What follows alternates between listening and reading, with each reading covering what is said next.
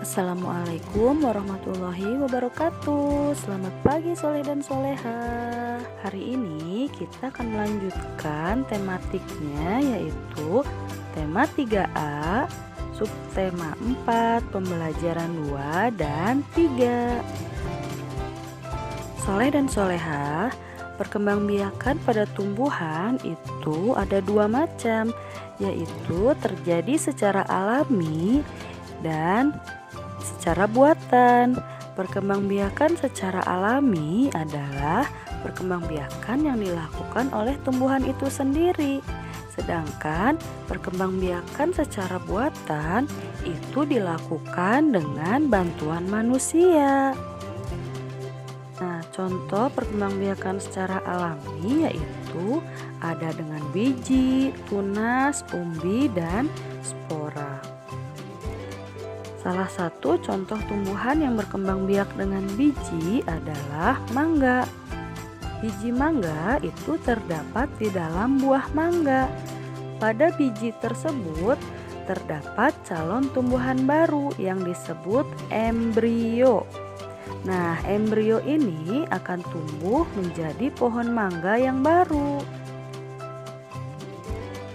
Perkembangbiakan tumbuhan secara alami itu ada juga dengan tunas. Nah, tumbuhan yang berkembang biak dengan tunas itu umumnya hidup bergerombol atau berkelompok. Nah, contoh tumbuhan dengan tunas adalah tumbuhan pisang, tumbuhan bambu, tebu, dan cocor bebek. Pada tumbuhan pisang, bambu, dan tebu, tunas akan hidup dekat dengan induknya. Nah, tunas pada tumbuhan tersebut tumbuh pada pangkal batang induknya dekat dengan sistem perakaran. Nah, berbeda dengan pisang, bambu, dan tebu, tunas pada tumbuhan cocor bebek itu akan tumbuh pada daun. Nah, tepian daun cocor bebek banyak ditumbuhi tunas-tunas calon individu tumbuhan bagian tubuh tersebut. Hal ini akan memudahkan cocor bebek untuk dibudidayakan dengan cepat. Daun, bunga, dan juga buah. Nah, dari semua bagian tumbuhan tersebut, bunga adalah bagian yang paling cantik. Mahkotanya yang berwarna-warni seperti merah, kuning, putih itu menjadikan bunga tampak menarik.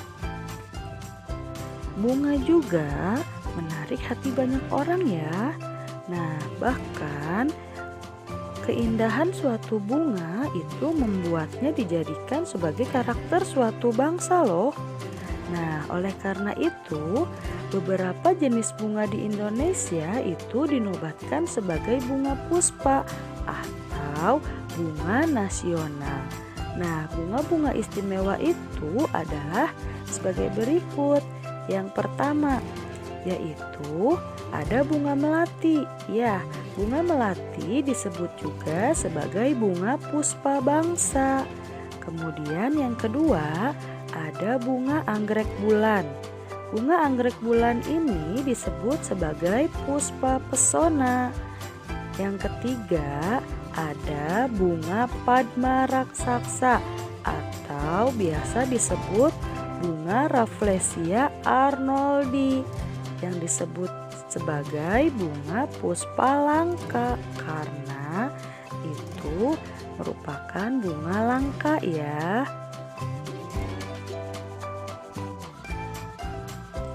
Bunga-bunga yang cantik itu pasti akan mengundang banyak serangga yang datang. Nah, saat serangga hinggap pada bunga, serbuk sari bunga akan menempel pada tubuh serangga. Selanjutnya, ketika serangga hinggap ke bunga lain yang sejenis, nah serbuk sari yang terbawa itu akan jatuh pada putik bunga. Nah, sehingga pertemuan antara putik dan serbuk sari tersebut disebut juga dengan penyerbukan yang merupakan awal awal terjadinya perkembangbiakan tumbuhan. Seorang petani memanen bunga mawar. Hasil panennya ada 141 tangkai bunga mawar. Petani akan menyimpan dalam 3 tempat yang masing-masing memuat tangkai bunga yang sama banyak. Nah, proses di atas dapat ditulis dalam bentuk pembagian. 141 dibagi 3. 1 dibagi 3 tidak bisa, maka kita langsung ambil belakangnya, jadi 14. 14 dibagi 3 hasilnya adalah 4. 4 kali 3 hasilnya 12.